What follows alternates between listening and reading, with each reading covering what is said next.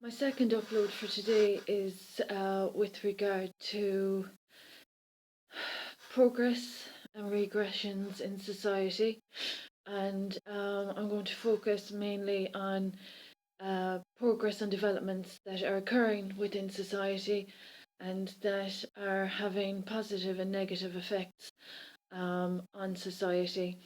Um, Basically, as a humanitarian, and as a law abiding citizen and as an educator, um, my principles would be respect, obviously, for humanity and would be respect for civil liberties. So, these issues that I'm discussing on a regular basis um, concern injustice. And as a victim of crime, as I have established today, it's not just hate crime that is the issue, but also people's inability to practice what they preach. Um, as a professional, when I was teaching, I started teaching in 2003. I worked for the Department of Education, and as a teacher, we all know how teachers are slandered and defamed and targeted by disgruntled pupils and students. Um, I think we know of that movie that's out as well of a teacher being targeted in society due to hate crime. Um, this is a circumstance similar to that, and it's pretty much been exacerbated in recent times. And there has been, as a consequence, a total lack of regard for civic society and civil liberties. This is a huge concern for me as a humanitarian. I think if anyone was in my predicament and had been trying to make contact with the United Nations and not getting a reply for any number of years, um, there would be big question marks about the whys and the why nots. So I've been contacting the United Nations with regards to the offences I've been experiencing. The obstructions aren't just legal obstructions that I'm experiencing. There have been cultural obstructions also and societal obstructions, and that's due to hate crime. And that's pretty serious for these individuals that think that by presenting obstructions in a person's way, that they are in any way succeeding. Um, the spiritual violence and bodily integrity issues that I've experienced are inexplicable. And for people to be developing anything from another person's experience um, is pretty dubious with a lot of implications.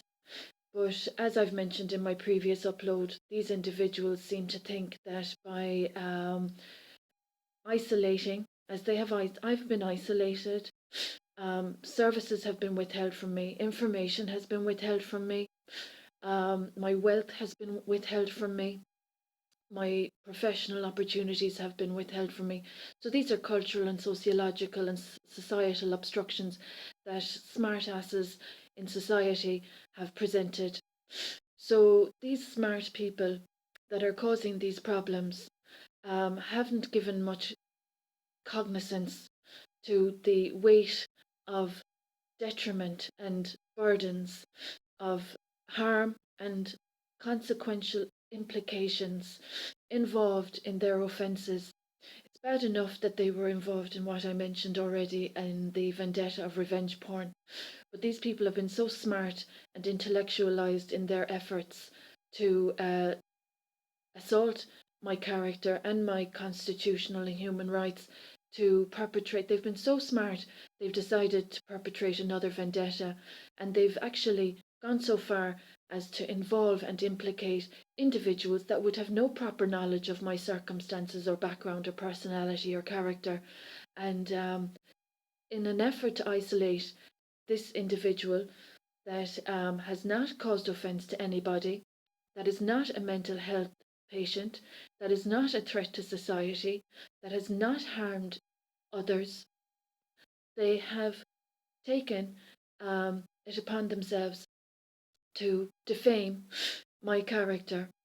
The false characterization of this person, Emer McElligott, um, is absolutely outrageously defamatory.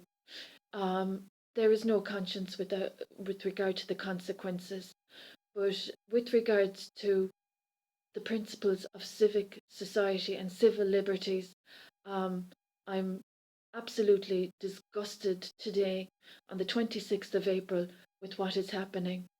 Um, as I've mentioned, as a humanitarian, for any politicians or authorities to be showing a total lack of regard for any woman, man, or child that is being disrespected or violated and that isn't being protected adequately and that is facilitating guilty culprits. I hope on these uploads that in Europe or the USA or Australia, wherever these uploads are being seen elsewhere, I hope they realise how difficult a situation has been caused for a member of the fellowship. The insanity of the circumstances that I'm presented with are completely unjustifiable. Um, Truth and justice is basically the objective of civil society. There has been no truth with regard to the vendetta that I've been experiencing. In isolation, with people perpetrating hate crime, people involved have told lie after lie after lie, and they haven't been held accountable for the lies that they have told. I have not been consulted with regard to the intrusion of privacy that I've experienced from professionals that are assaulting my right to freedom. Authorities are fully aware of the calibre of individuals perpetrating these offences and their skills with regard to technology and whatnot, and PR, etc., etc. So it's quite easy for these people in a collective to cause these problems without being held accountable. And for any person or advocate of civil liberties, this is an horrendous predicament to be in. For professionals in particular to be intruding and imposing on a private citizen, a private adult citizen, and law abiding, I can't stress that enough. If a person was going out on the street and shouting and roaring and harassing and banging around the place with violent behaviour, that's a cause for concern. That's threatening behaviour. But there are people in this situation that have blatantly lied through their teeth and have violated my technological data and have obstructed correspondence, both postal correspondence as well as online correspondence, with regards to the assistance that I require and required when these offences started occurring. They've been negotiating and they've been bargaining and they've been wrangling their way out of a horrible situation that they've caused and basically using all avoidance tactics as possible. So, this is the circumstance I'm presented with as a humanitarian and as an educator. The legal obstructions are only one serious aspect of this, but the societal and sociological and cultural obstructions are also a factor. So it's very easy for people to be saying what they want when they have a person isolated due to hate crime. But when crime is being perpetrated, I think we know who's responsible to rectify those kind of matters. And I think we know, um, you know, what's tolerable and what's not tolerable. So those going for notoriety and those trying to gain a claim on my achievements and my personal work and my qualifications, um, I'm very offended that senior individuals, senior officials, senior politicians, senior authorities, or authoritarians would ever accommodate petty playground tactics in identity theft, financial theft, and property theft that is occurring in my experience in Tralee, County Kerry, Ireland. So these are all very serious offences, and for those in the UN and those that are meant to be defending human rights, there is no justifiable reason for any of this. Principles before personalities, principles before popularity. The level of creative and intellectual theft that I've experienced is absolutely unreal. Um, I have two lovely ideas in the pipeline for humble humanity and supreme harmony. Um, and as a humanitarian um, and as a peacekeeper, these would be my means and ways and method of espousing peace for humanity. But there hasn't been peaceful sentiments caused in this situation by guilty culprits assaulting my constitutional rights. So I hope when politicians or authoritarians or authorities have a moment to view these uploads, I hope they understand the consequence of breeding contempt and malice and hatred and theft of a person that has worked honestly and fairly without damaging other people's lives. So the issue of civil liberties and truth and justice are in jeopardy.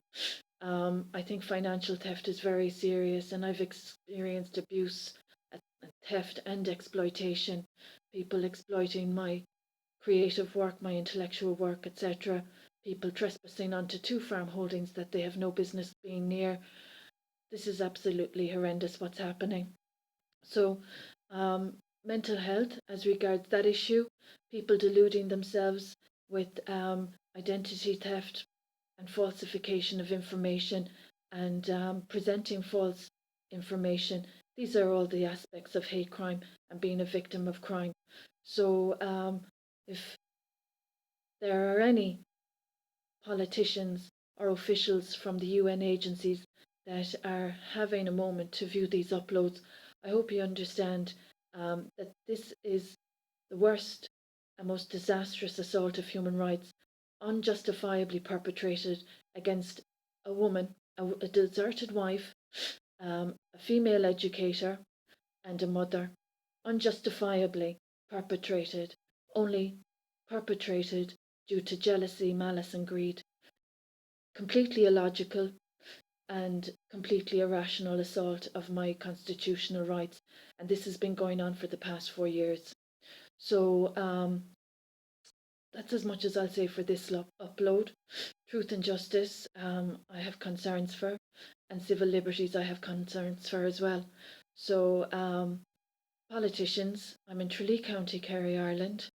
The UN have been notified and pestered by me with due to every assault that I've experienced and every offence that has been perpetrated against me. And I'm still waiting patiently for the United Nations to show up. You have gotten my applications, as have the authorities, for the supports that I require, and I'm still wondering why there is an obstruction. I'm still waiting, and I'm wondering why there is preventative measures from the supports and services that I require being provided.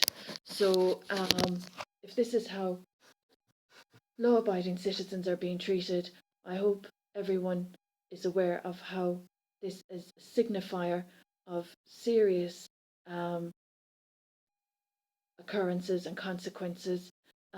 If this happens just to any woman, Emer McElligott or any other woman, has anyone given any consideration about what could happen to other women along the way after this occurrence?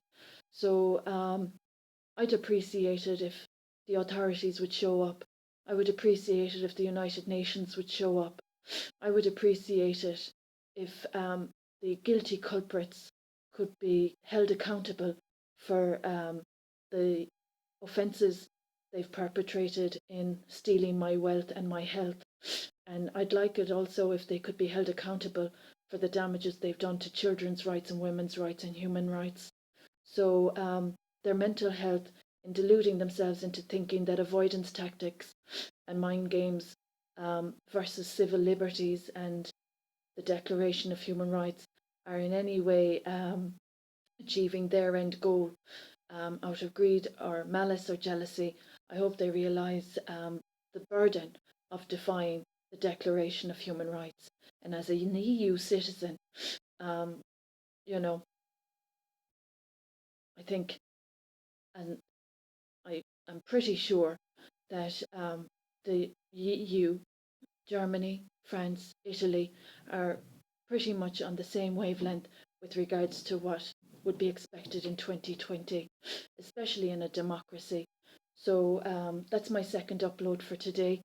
Civil liberties are at risk, people's identities are at risk, violations of privacy are prevalent, and identity theft is also prevalent. So the authorities have a huge responsibility, and whether they have the courage and wisdom and strength to confront injustice is another matter. But with regards to what has been withheld from me, it's a very sad sign of the times.